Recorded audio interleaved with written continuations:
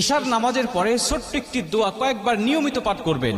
আল্লাহ আসমান থেকে গায়েবী রিজিক আপনাকে দান করবেন।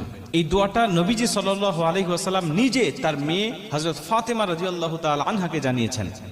নবীজি সাল্লাল্লাহু আলাইহি ওয়াসাল্লামের দরবারে একবার কিছু বকরি আসলো হাদিয়া, অনেক বকরি আসলো হাদিয়া। এই হাদিয়াটা দেখে গেলেন হযরত আলী রাদিয়াল্লাহু তাআলা আনহু। এদিকে আলী রাদিয়াল্লাহু তাআলা আনহু ঘরে কয়েকদিন পর্যন্ত কোনো খাবার নাই।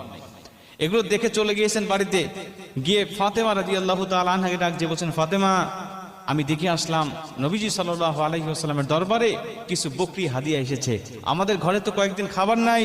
তুমি যাতা পিষতে পিষতে হাত দিয়ে রক্ত বের হয়, তুমি একটু নবীজির কাছে যাও, গিয়ে বলো সে যেন একটা বকরি আমাদেরকে হাদিয়া দেয়, তাহলে অন্তত আমরা ছেলে সন্তান নিয়ে কয়েকটা দিন অন্তত ভালোভাবে খেতে পারবো, আমাদের ক্ষুধাটা অন্তত নিবারণ করতে পারবো। তুমি চলে যাও তোমার পিতার দরবারে। ফাতেমা রাদিয়াল্লাহু তাআলা দেখলেন কথা তো ঠিকই, বাবার দরবারে এত হাদিয়া, চাই না একটু একটা বকরি নিয়ে আসি, আমাদের ছেলে সন্তানকে নিয়ে আমাদের পেটের ক্ষুধাটা অন্তত নিবারণ করতে পারবো।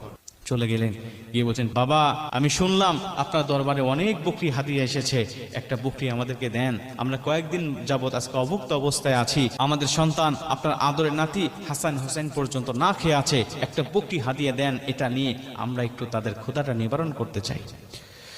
মুসলমান ভাইরা আমার, নবীজি সাল্লাল্লাহু আলাইহি ওয়াসাল্লাম ডাক দিয়া বলেন, ফাতেমা, তোমাকে আমি এমন একটি দোয়া শিক্ষা দিতে চাই, এমন একটা আমল বলে দিতে চাই, যে আমলটা যদি তুমি নিয়মিত করতে পারো ফাতেমা, আমি নবীজি বললাম আসমান থেকে আমার আল্লাহ তোমাকে এত রিজিক দান করবে, এত গায়েবী সম্পদ দান করবে, তুমি খেয়ে শেষ করতে পারবে না।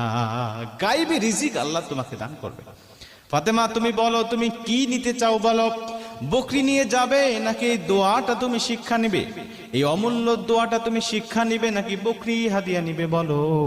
ফাতেমা ডাক দিয়া বললেন, বাবা, যদিও কয়েকদিন ধরে আমাদের বাসায় কোনো খাবার নাই, বাবা, একটা বকরি যদি আপনি হাদিয়া দেন, এটা খাইলে 2-1 দিনের মধ্যেই শেষ হয়ে যাবে, কিন্তু আপনি যদি অমূল্য সম্পদ আল্লাহ পাকের পক্ষ থেকে পাওয়ার মতো কোনো আমল বলে দেন, ওটাই তো হবে আমাদের জন্য শ্রেষ্ঠ একটা মাধ্যম, কারণ এই দোয়া, এই আমলটা, এই রিজিকটা কখনোই শেষ হবে না। এই আমলটা করে করে আল্লাহর দরবার থেকে আমি রিজিক নিব, আর আল্লাহ পাক আমার সংসারটাকে সুখময় শান্তিময় করে দিবে।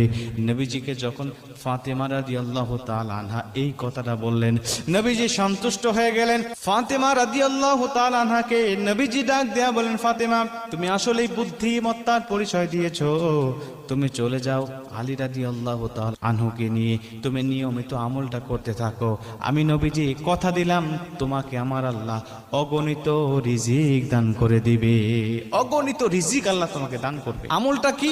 আমলটা হলো আল্লাহুম্মা ইয়া আউয়ালাল আউয়ালিন, ইয়া আখিরাল আখিরিন, ইয়া যাল কুওয়াতাল মাতিন, ইয়া রাহিমাল মাসাকিন, ইয়া আরহামার রাহিমিন। এই দোয়াটা তুমি নিয়মিত পাঠ করতে থাকো, আমি নবীজি বলছি কখনো তোমাকে আল্লাহ অভুক্ত অবস্থা রাখবে না।